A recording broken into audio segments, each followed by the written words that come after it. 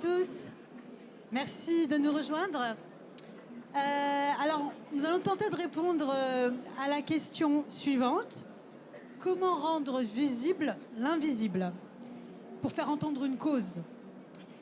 Et avec nous, j'accueille Thibaut de Martin-Prix. Je t'en prie, Thibaut. Bonsoir, Chara. Bonjour. Qui est directeur campus Louis Braille. Juliette Moreau, qui est... Bonjour. Bonjour.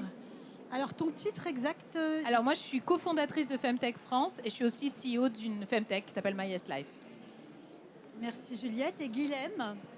Bonjour. Guilhem Razalier, qui est INCO et vice-président France. C'est ça. Alors, vous agissez chacun pour faire entendre des causes, on va en parler, des causes très différentes, pour rendre visibles des thématiques ou des sujets qui sont sous le radar, dont la caisse de résonance, en fait, n'est pas suffisamment forte, et vous avez pour mission d'augmenter le son, hein, si on peut dire.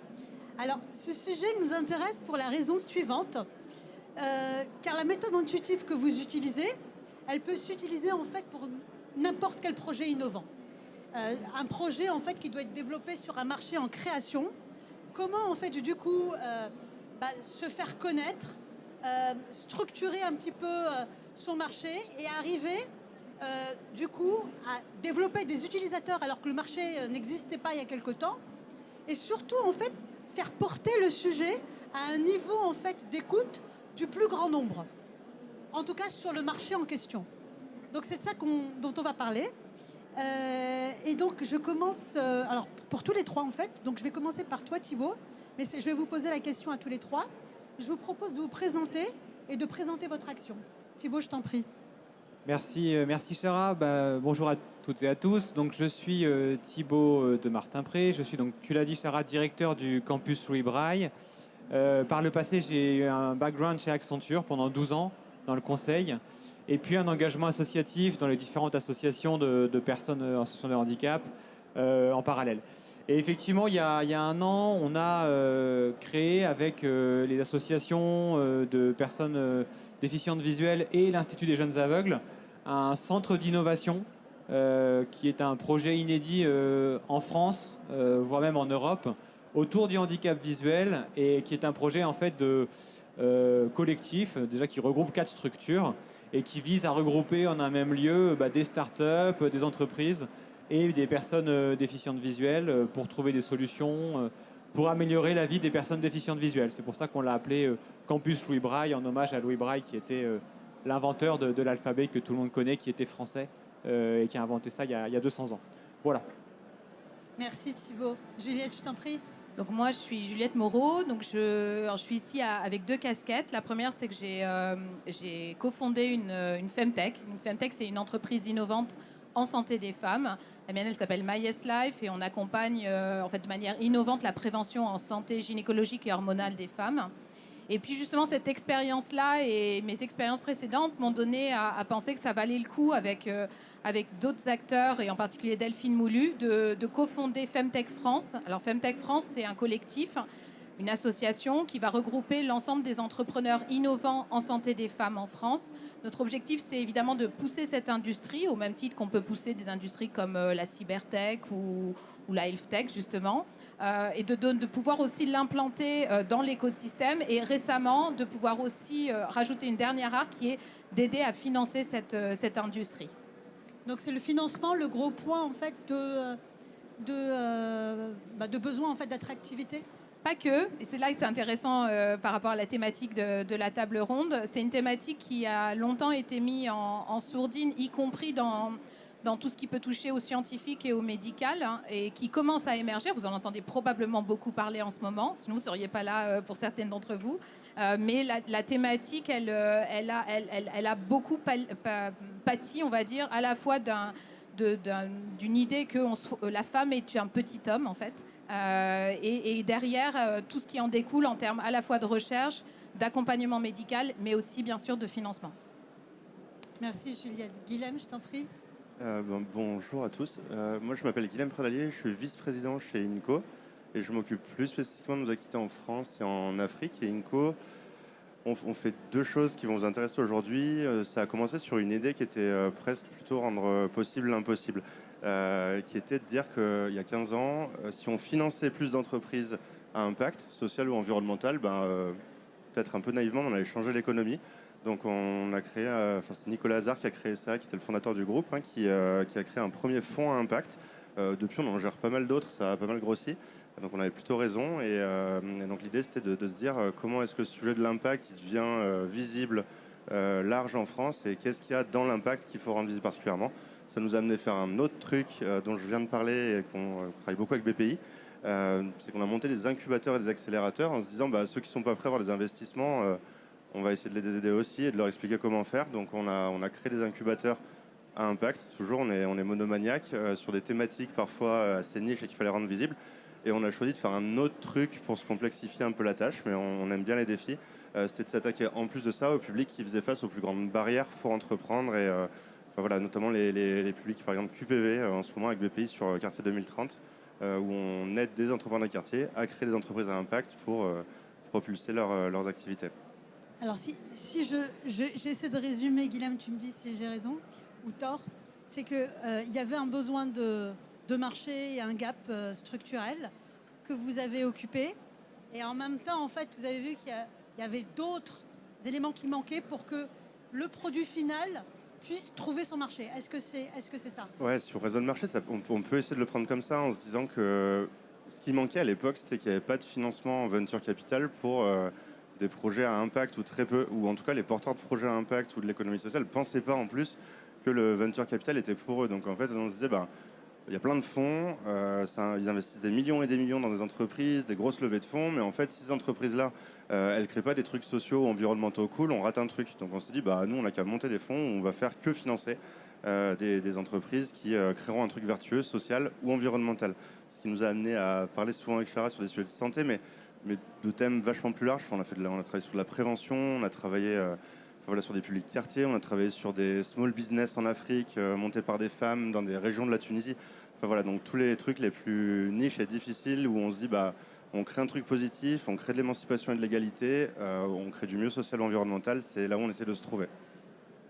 Merci. Alors je vais vous poser une question encore à tous les trois. Quelles difficultés avez-vous rencontrées ou bien continuez-vous en fait à rencontrer? Thibaut, je t'en prie. Alors, la plus grande difficulté, c'est de démontrer qu'il y a un vrai marché autour de l'accessibilité, ou en tout cas, en l'occurrence, du handicap visuel. Ça semble effectivement être un marché de niche ou un marché de spécialité, très clairement. Mais ce qu'on constate, c'est qu'en fait, le marché, notre rôle, c'est de rendre ce marché mature, en fait, de faire monter en maturité l'écosystème, puisqu'il y a des besoins. Les personnes malvoyantes, non-voyantes ont des besoins en mobilité, en accès à l'éducation, en accès à l'emploi. Il y a des solutions. On a une quinzaine de startups dans le campus Louis Braille, des entreprises qui développent des solutions. Et il y a aussi des financements. Il y a des financements publics de différents biais et des financements privés également. Donc quand il y a des besoins, des solutions et des financements, il y a un marché.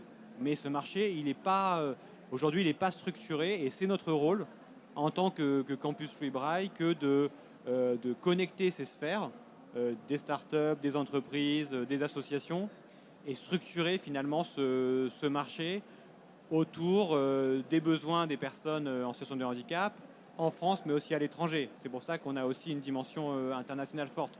Donc les freins, pour moi, ils sont encore dans les représentations qu'on peut avoir vis-à-vis de ces sujets-là. Souvent, on se dit handicap égale social, égale tout sauf business, ou tout sauf marché. Et nous, on essaie de démontrer l'inverse. C'est pour ça qu'on a fondé ce campus sous forme d'un groupement d'intérêt économique. Et le but du campus Louis Braille, c'est clairement de faire le lien entre le business et les sphères start-up, associatives et les personnes directement concernées. Donc c'est encore ça le challenge. Mais on essaye de faire sauter progressivement ces représentations et ces freins pour démontrer qu'il y a un vrai besoin, une vraie filière d'excellence française à développer et aussi à l'international. C'est pour ça, je le disais, on se promène beaucoup à l'étranger dans les différents salons tech, assistive tech, même au CES, pour aller voir ce qui se fait et faire connaître aussi les startups du campus Louis Braille et structurer une filière française d'excellence dans l'accessibilité. Et concrètement, en fait, comme initiative pour pouvoir justement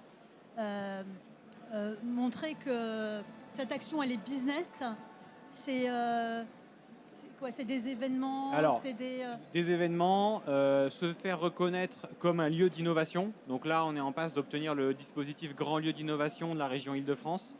Des dispositifs type Fonds parisien d'innovation, enfin tous les labels qui viennent labelliser les incubateurs ou les accélérateurs droit commun, si je puis dire. Donc, et puis démontrer que, accompagner et démontrer que nos entreprises ont une rentabilité finalement. Et au-delà des subventions qu'elles ont au début, au-delà des projets qu'elles développent, elles arrivent à trouver finalement une base de clients suffisamment solide pour être des entreprises rentables, donc qui ont à la fois une mission sociale, bien sûr, mais aussi une rentabilité, puisque bien évidemment, la mission sociale, l'impact ne peut pas suffire seul. Et donc ça, c'est notre objectif, de démontrer ça. Merci Thibaut. Juliette? Alors, au tout début du lancement de Femtech France, ce qui était intéressant, c'est que finalement, on n'a pas eu de difficulté à être entendu. C'est un peu comme si tout le monde, justement, l'écosystème était là, tout le monde était prêt à vouloir parler de la santé des femmes. Et pour le coup, cette écoute, elle était bienvenue. Enfin, voilà, il y avait une envie d'entendre parler de santé des femmes. La difficulté, elle est venue dans un deuxième temps, c'est-à-dire de transformer cette envie d'en parler en quelque chose d'un peu concret, avec des sous, avec de l'engagement, avec une sortie aussi d'un préjugé sur la santé des femmes. C'est de la com en fait, et ça ne va pas avoir un impact direct dans la prise en compte de la santé et d'une meilleure santé des femmes. Et cette bascule-là, il a fallu qu'on commence à la faire à partir du moment où on s'est mis à parler argent. Nous, l'idée avec Femtech France, c'est vraiment de promouvoir l'innovation en santé des femmes, de ne pas s'arrêter qu'aux pathologies qui sont spécifiques à la femme, mais aussi les pathologies sur lesquelles les femmes vont être surreprésentées ou sur lesquelles il va y avoir des différences de diagnostic et de traitement. Et tout ça, ça prend du temps en termes de recherche, ça prend du temps en termes de transfert de technologie de cette recherche vers l'industrie, et ça prend aussi du temps en termes de construction d'une norme, parce que même si on ne parle que de la moitié de la population, il n'en reste pas moins que les normes autour de la santé et le réglementaire, il reste tout aussi important, et du coup l'aspect financier de cet accompagnement est important aussi. Et c'est là où on a pu commencer à rencontrer des difficultés, parce que finalement, nous faire sortir de ce prisme purement communicationnel, ça sous-entendait aussi d'être prise en compte d'un point de vue... que nos startups soient prises en compte aussi avec un prisme en termes de financement du capital risque. Je pense que tu prendras le relais derrière, on s'assure que les entreprises qui étaient présentes, elles aient un comité scientifique, qu'elles soient fondées sur la science, que les médecins s'intéressent aussi à la thématique. Et ça, par contre, c'est vraiment de la conduite du changement. C'est un des plus gros... c'est un des plus gros challenge qu'on a pu avoir en termes de conduite du changement, d'emmener tout le monde d'une vision, j'ai envie de dire, sympathique de ce que pouvaient faire les Femtech à une vision beaucoup plus ambitieuse, qui tendait à dire mais finalement, il y a un très gros marché. Je vous rappelle, c'est un marché qui est estimé à 135 milliards de dollars en 2030. Et la France, elle a une place à y tenir. Et nous tous, en tant qu'acteurs, quelle que soit notre origine et notre sexe, on peut y contribuer. Alors, je vais être volontairement provocatrice. Est-ce que l'enjeu, c'était de passer en fait à la page RSE / communication à la page business et enjeu? En gardant la RSE, bien sûr. Je ne me suis pas fait piéger. Oui, un peu. Je vais raconter une anecdote. Moi, en tant qu'entrepreneur Femtech, quand j'ai commencé, les gens me disaient c'est formidable ce que vous faites, vous allez faire une association. Je dis non, non, je vais en faire une entreprise, je vais gagner de l'argent, je vais me développer.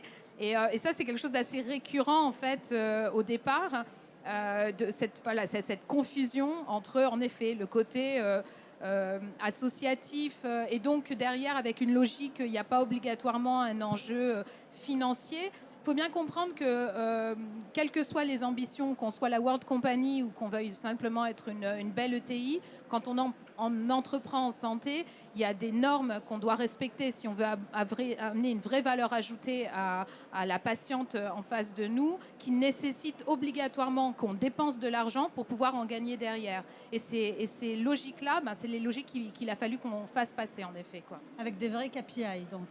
Exactement. Je t'en prie, Guilhem. On va être tous hyper d'accord, évidemment, mais c'est presque ennuyeux. Il faut que je sois un peu réac sur les. En fait, nous, j'ai un petit peu. On parle, en fait, ce qui est visible, c'est l'argent, en fait. Nous, quand on fait de l'investissement impact, on dit impact. Donc, en fait, on cumule de l'argent et en plus, on essaie de compter de l'impact. Donc, évidemment, il fallait le mesurer, mais en fait, il fallait surtout faire un autre truc que Nicolas, qui a fondé le groupe, raconte très bien. Pendant les premières années, je ne sais pas si quand on gère des fonds d'investissement, en fait, c'est pas notre argent. Il y a des gens qui nous le confient, on le gère, on doit faire des retours sur investissement, les convaincre, etc. Au départ, la réponse était systématiquement la même en disant c'est gentil ton truc, mais on comprend pas, c'est du business ou c'est de la philanthropie.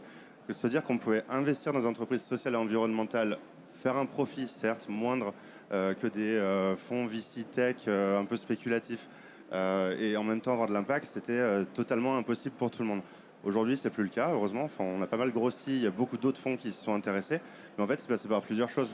Faire la preuve, de l'impact aussi, parce qu'il ne suffit pas de dire ça vous rapporte moins et on vous le promet, il y aura de l'impact social. Faut dire combien, comment, et ça, c'est des sujets qui sont assez précis, notamment posés par l'Europe.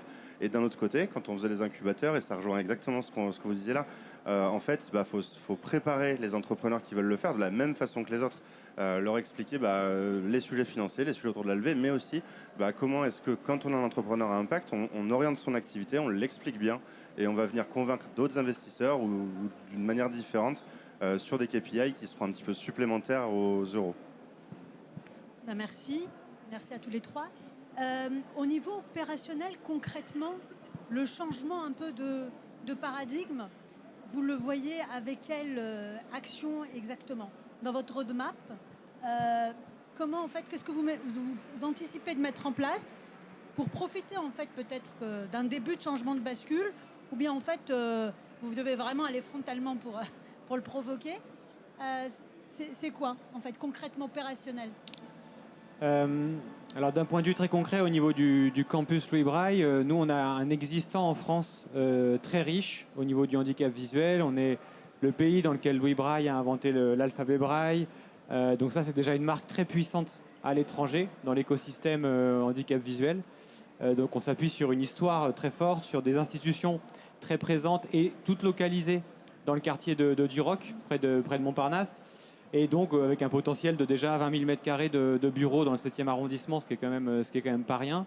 Et ce qui permet d'avoir une base solide pour pouvoir accueillir physiquement et les startups, et le public, les partenaires business, les clients, et bien sûr à terme le grand public aussi, puisqu'on a aussi vocation à faire un visitor center et à pouvoir aussi accueillir le grand public pour toujours augmenter la notoriété finalement et la connaissance autour du handicap visuel, et puis finalement faire évoluer positivement les représentations sociales et l'image de la société vis-à-vis de ce handicap.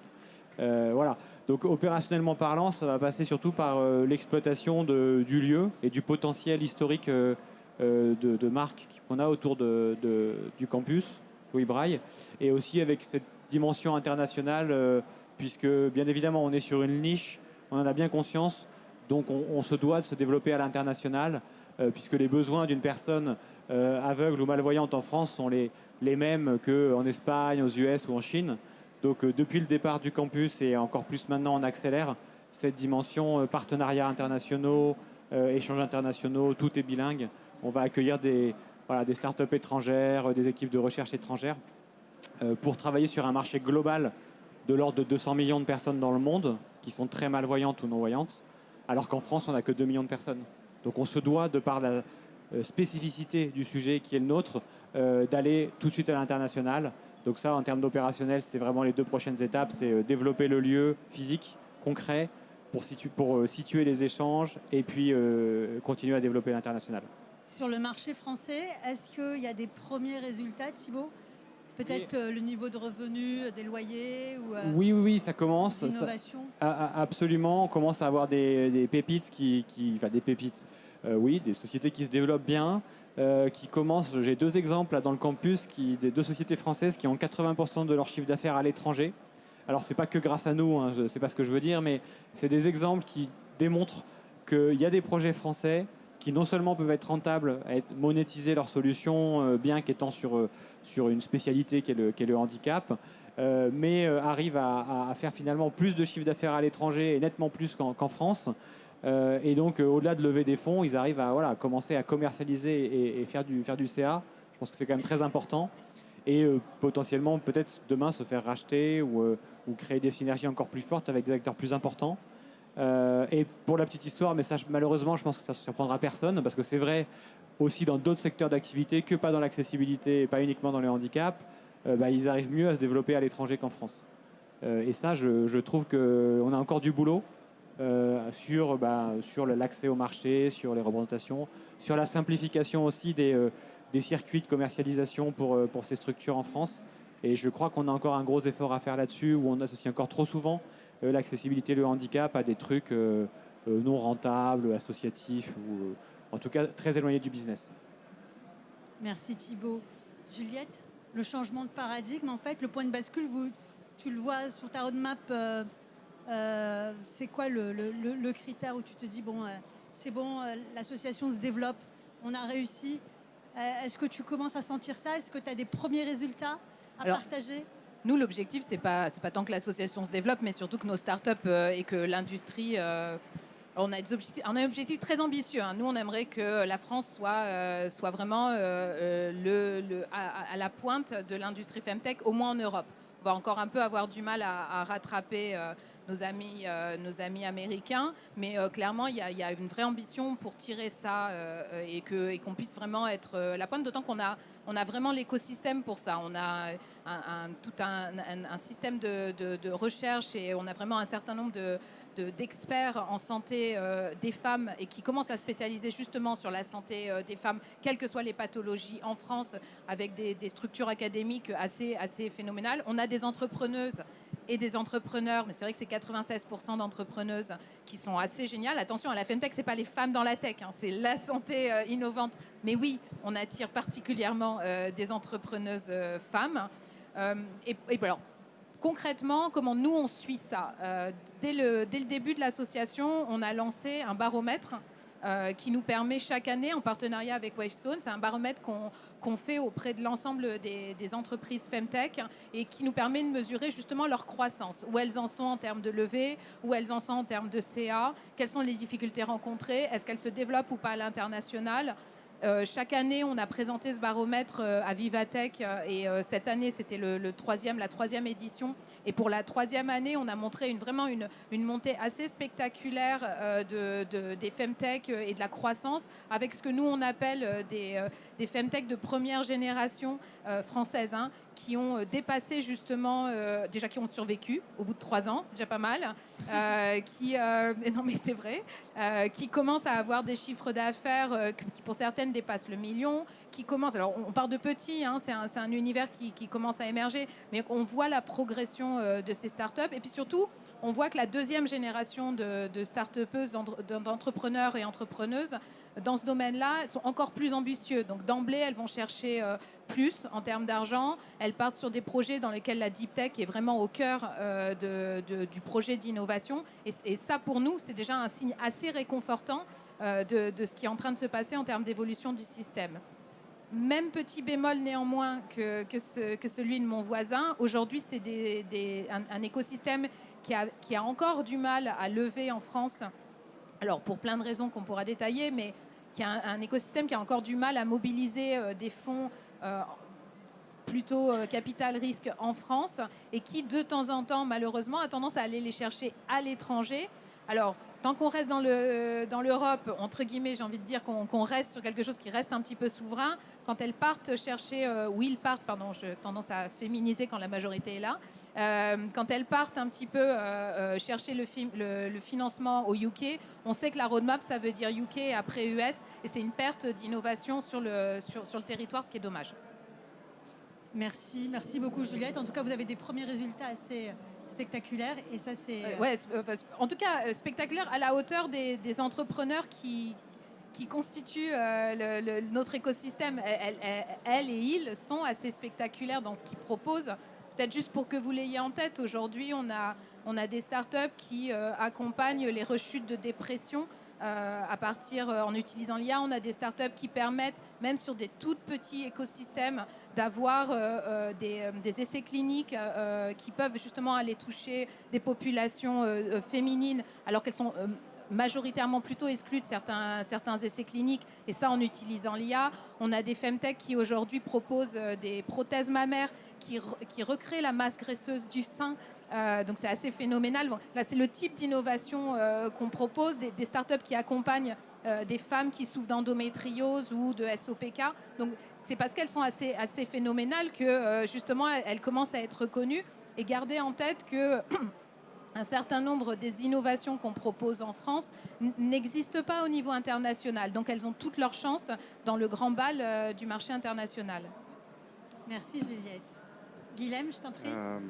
Peut-être que comment on mesure, nous d'abord, en fait, on voit que les choses changent par le changement d'échelle.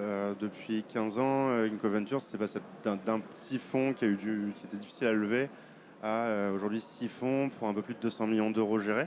Alors, c'est pas très gros à l'échelle des sociétés de gestion, mais c'est quand même pas mal. Ça veut dire qu'on peut envoyer plus d'argent pour financer ces entreprises qu'on choisit à la lueur d'un impact social environnemental et grâce aux ODD, on n'invente rien, on mesure avec ça. Et donc du coup, ce qu'on voit, c'est plus d'euros envoyés vers ces entreprises, plus de participation prise, plus d'impact dans des termes très différents générés, des repas distribués, des emplois créés, des tonnes de CO2 évitées, des litres d'eau économisés, tout ce que vous pouvez imaginer. Et sur les incubateurs, ça rejoint un truc qui est marrant, c'est que ce constat en France, c'est difficile parfois. Sur les incubateurs, on se l'a appliqué à nous-mêmes. Et très vite, dans la création d'Inco, en fait, les incubateurs et accélérateurs, ils se sont exportés pour montrer que ce sujet d'incuber de l'impact, ça marchait ailleurs. Donc d'abord aux États-Unis, en se disant, c'est pas un truc de français, un peu social, État-providence, ce qu'on essaye de faire. Ça peut marcher partout. On a fait la preuve aux États-Unis, du coup, ça s'est répandu pas mal dans le monde. Donc nous, maintenant, on le mesure sur les incubateurs, au nombre de projets qu'on a accompagnés. Qu'est-ce qu'ils sont devenus? Est-ce qu'ils ont levé des fonds? Est-ce que leur chiffre d'affaires a grandi? Est-ce qu'ils sont toujours vivants? Et ça, pour le coup, on a plutôt de bons résultats et on en est très content puisqu'on l'a fait l'an dernier dans 30 pays pour à peu près 900 porteurs de projets. Donc c'est hyper bien. Et sur les déclencheurs, tu disais, est-ce qu'il y a des moments ou quoi?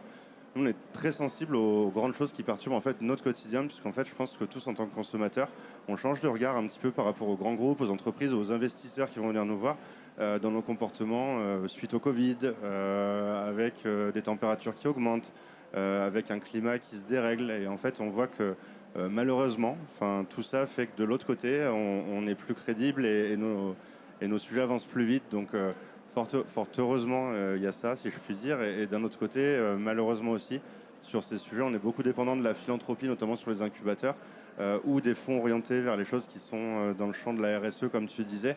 Et bien souvent, c'est pas un grand mystère, quand les entreprises coupent des budgets ou essaient de s'arrêter un moment, c'est ces budgets-là qui prennent en premier. Donc des sujets comme les élections américaines ou autres, ça des fois nous freine un petit peu. Donc on est très sensible à l'actualité internationale. Merci. On voit en fait, quand on vous écoute... Pardon? Alors, il reste encore peu de temps. on va aller vite, mais c'est intéressant de comprendre vos caractères. On voit que vous faites face en fait à des contraintes multiples. Est-ce qu'il faut être un couteau suisse, avoir plein de compétences différentes pour mener le type de projet que vous portez? Thibaut. Oui, très rapidement, certainement. Je pense que là, c'est certain parce qu'effectivement, on est sur des petites équipes, des petites structures, donc il faut tout faire, comme dans une start-up finalement. Donc le côté couteau suisse me paraît assez évident. Et puis, il faut savoir aussi, c'est le côté couteau suisse aussi, jongler entre différentes sphères qui n'ont pas l'habitude de se parler, que ce soit, je parle pour le campus, Louis Braille, que ce soit la sphère publique, les sphères associatives, des startups, toutes ces sphères, toutes ces communautés ont des langages parfois différents. Et le rôle d'un lieu comme le campus Louis Braille, c'est d'aider chacun à se parler et à travailler ensemble. Donc il faut savoir, il y a besoin d'être couteau suisse de ce point de vue-là, tout à fait. Ouais. Juliette. Moi, je définirais pas ça comme un couteau suisse. Pour être honnête, moi, Delphine et celles qui participent à Femtech France, on est juste des entrepreneurs.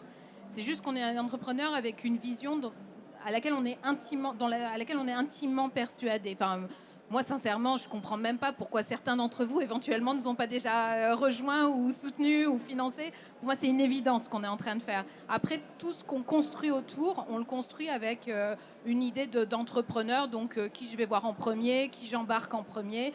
J'essaye jamais d'embarquer des gens qui sont foncièrement contre ce qu'on est en train de faire. En revanche, c'est vrai que régulièrement, je descends un tout petit peu le son sur l'aspect RSE, égalité, santé publique de ce qu'on est en train de construire, même s'il est là et de toute manière, il ne changera pas. C'est ça qui est merveilleux. En revanche, j'augmente un peu plus le son sur le fait qu'on ait un marché absolument passionnant, qui a des croissances qui ont toujours dépassé les prévisions jusqu'à maintenant et sur laquelle la France a une vraie chance d'être première et de tirer en fait l'ensemble des autres acteurs européens. Donc une fois qu'on a posé ces questions-là qui pour le coup peuvent aussi bien plaire à un banquier qu'à un investisseur ou qu'à un institutionnel qui a quelque chose à développer en termes de recherche, voilà, c'est pour ça que je dis qu'au final je suis juste une entrepreneur en fait. Merci. Alors moi c'est encore différent parce que je ne le suis pas fondamentalement. On finance des entrepreneurs, on les accompagne, mais on est humble pour dire qu'on ne l'est pas nous-mêmes. Par contre, je pense que essayer de rendre possible ce type de sujets qui sont souvent difficiles, enfin, on peut parler de Femtech, on peut parler d'investissement en outre-mer, on peut parler de public des quartiers, c'est pas des sujets faciles. Et je vois le côté couteau suisse un petit peu plus que dans ce que Thibaut décrivait, en se disant que, évidemment, il faut qu'on parle à plein de gens qui n'ont pas l'habitude de se mettre d'accord entre eux et qu'il faut essayer de convaincre, et peut-être convaincre plus fort quand c'est des sujets comme ça. Et après, je le disais en me préparant, je pense qu'il faut être aussi un peu barge dans le sens où faut pas avoir peur de l'échec, quoi. Passer ses journées à prendre des portes claquées et recommencer, c'est la base. Et l'aspect couteau suisse, on peut peut-être le retrouver dans le fait de se dire que si on ne sait pas quelque chose, on le saura le lendemain et c'est comme ça qu'on avance. Et c'est juste du pragmatisme, je pense. Et Juliette, tu me disais, en fait, ce qui t'avait aidé, c'était de convaincre, pas tout le monde, mais ceux qui étaient prêts à bouger les premiers et ne pas regarder les autres. C'est vraiment les techniques de conduite du changement. Vous allez déjà convaincre ceux qui sont pratiquement d'accord avec vous et vous descendez l'échelle comme ça. Essayez d'aller lutter contre ceux qui sont foncièrement contre ce que vous êtes en train de faire. Ça ne sert à rien, c'est contre-productif. En revanche, vous allez trouver beaucoup plus de monde qui sont en bascule. Et c'est ceux-là, nous, qu'on adresse en priorité. Parce qu'au final, et c'est assez intéressant, en fait, de voir qu'on entend des gens aujourd'hui dire des choses qu'on disait il y a 3 ans, mais qui, du coup, se sont réappropriés le discours, ont progressivement l'ont intégré à leurs propres objectifs et KPI. Et c'est super, c'est exactement. De manière, c'est ce qu'on dit, hein, c'est toujours mieux que le client dise votre idée avec ses propres mots que de le forcer à lire votre texte. Et c'est vraiment comme ça que nous, on travaille le plus possible. Merci à tous les 3. Vraiment, c'était passionnant. Donc, merci à toi. Merci. Merci pour l'invitation, Chara. Je vous en prie.